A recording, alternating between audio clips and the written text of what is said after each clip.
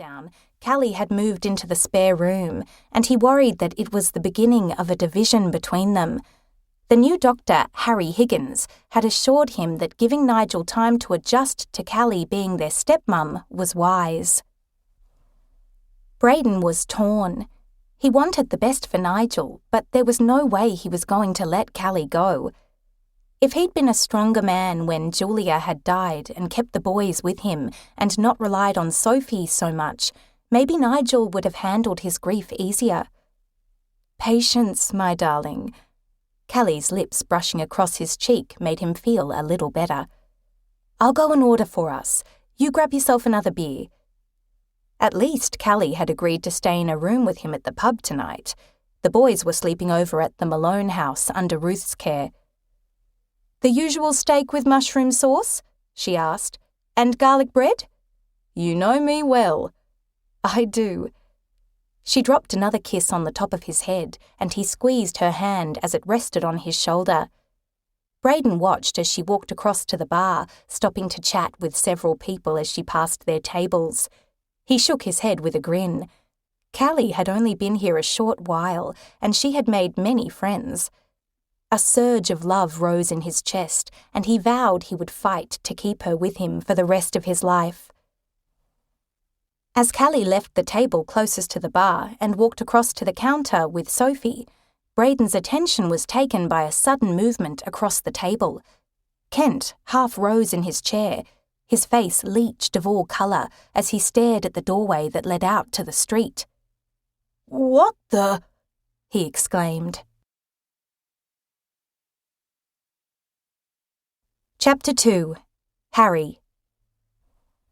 Harry Higgins's day had not been the easy one he'd anticipated, but he'd survived, and he now sat at the end of the bar of the busy pub in Augathella, waiting for his drink. The first of two only, he told himself. Keeping his head down, Harry tried to avoid engaging with anyone. He had considered buying a bottle of scotch and taking it home to his small residence at the back of the surgery, but that was too risky. Plus, he didn't want the word to get around that he was a drinker. Not that he was. Not anymore. Harry enjoyed being in Augathella, and although he'd been welcomed by the community in the month since his arrival, he preferred to remain fairly aloof. He'd learned over the years not to get involved with patients on a personal level, especially in small towns. Jenny had told him more than once that he came across as a snob, but that didn't bother him. As the local doctor, he needed to keep that distance.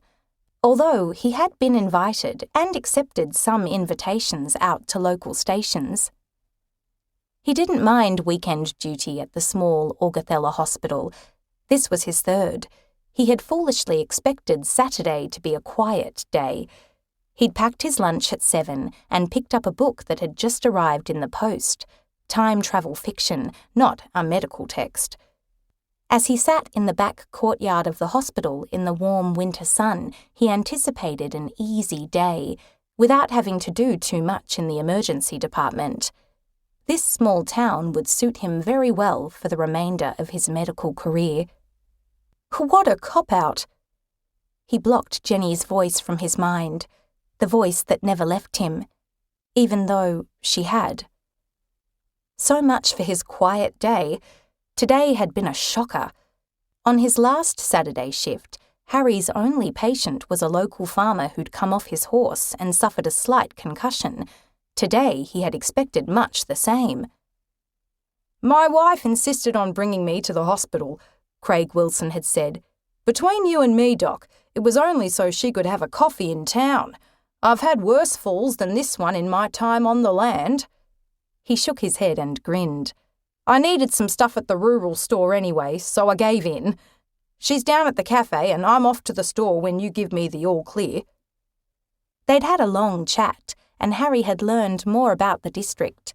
Then, when Craig was collected by his wife, Harry spent the rest of the day in the sun reading the first book in the series that took him to a place where there was no sadness and no regrets. Yes, this small country town would do him very well. Today he'd expected to see maybe the odd bike or skateboard accident pattern.